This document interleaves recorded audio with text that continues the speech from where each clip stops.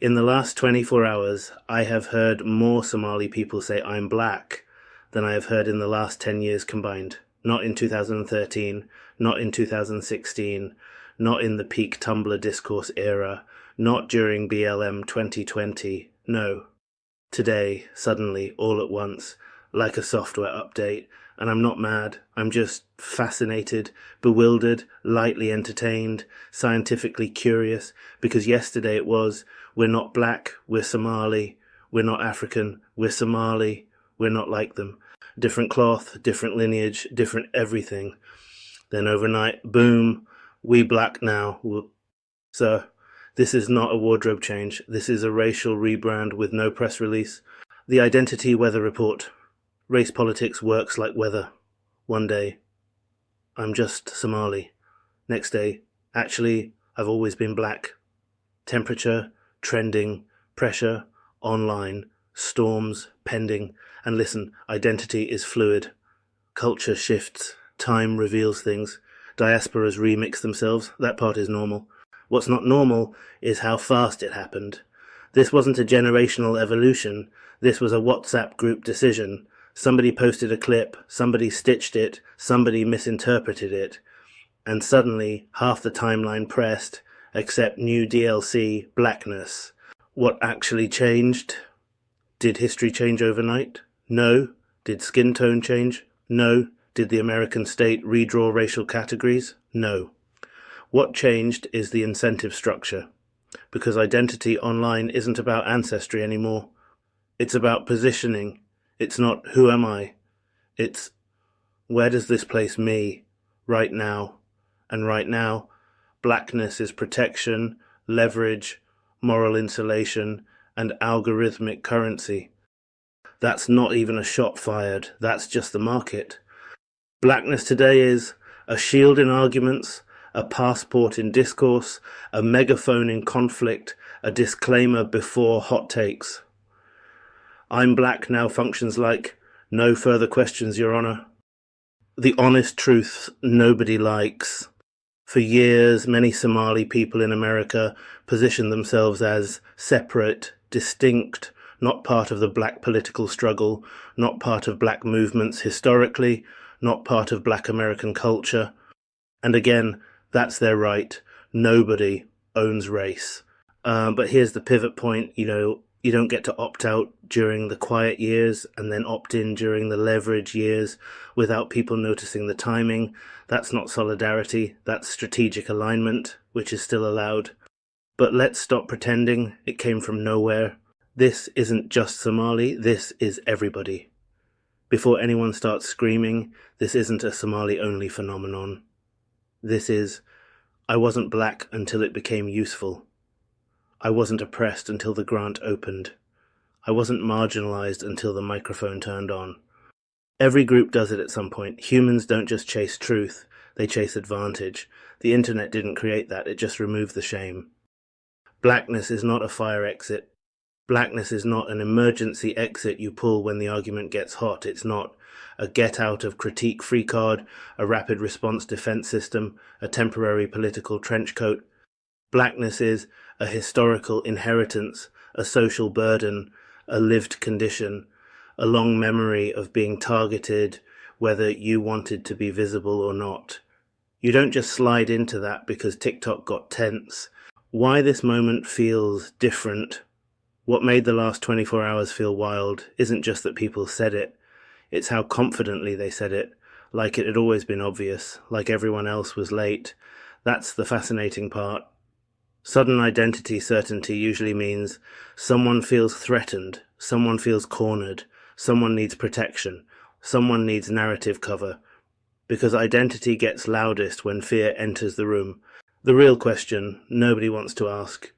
Not, are Somalis black? That's a boring question. Anthropologists can fight over that in a dusty corridor forever.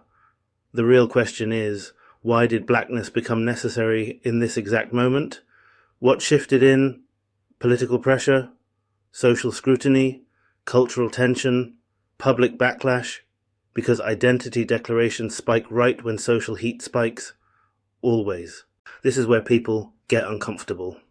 If you say, I'm Somali and black simultaneously because Africa is not a monolith, cool, that's coherent. If you say, I'm black because right now blackness gives moral weight to my position, that's strategic. Both exist, but only one pretends to be ancient truth. The internet turned race into a position, not a condition. We used to inherit race, now we deploy it. We don't just live identity, we activate it. Like, hold on, let me switch to my black tab for this argument. That's not evolution. That's gamification. This is why everyone is tired. Because nobody trusts anybody's identity timing anymore. It's always, why now? Why here? Why like this? Not because people are hateful, because people are pattern watching. And patterns do not lie. The uncomfortable balance, or you can be Somali, African, black, Muslim, American, diasporic, indigenous to multiple narratives at once.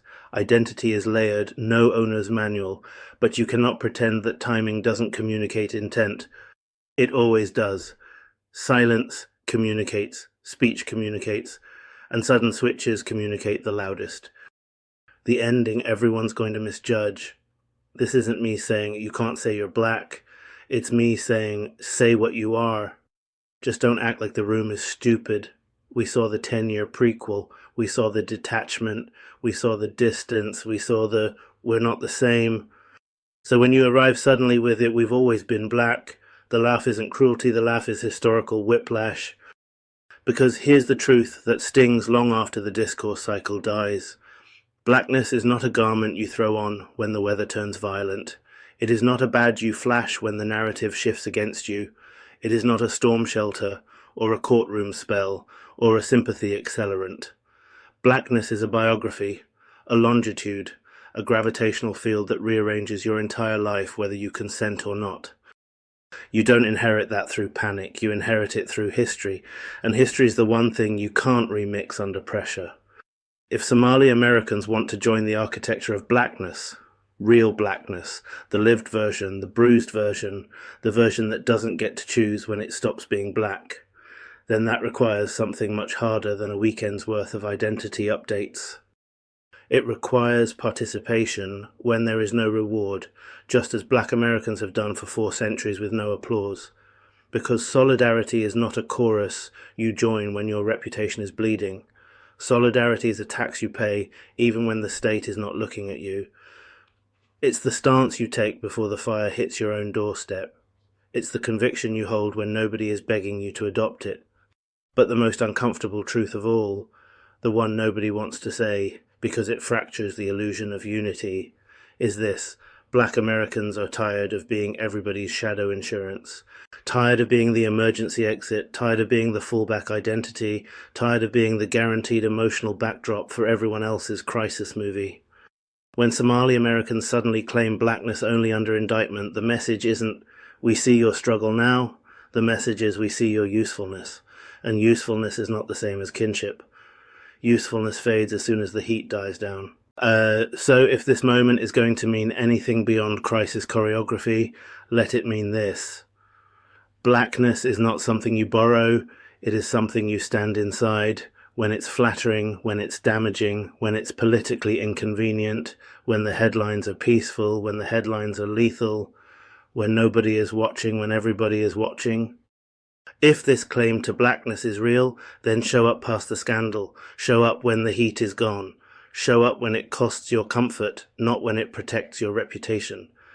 Because the measure of blackness has never been what you call yourself in a moment of fear.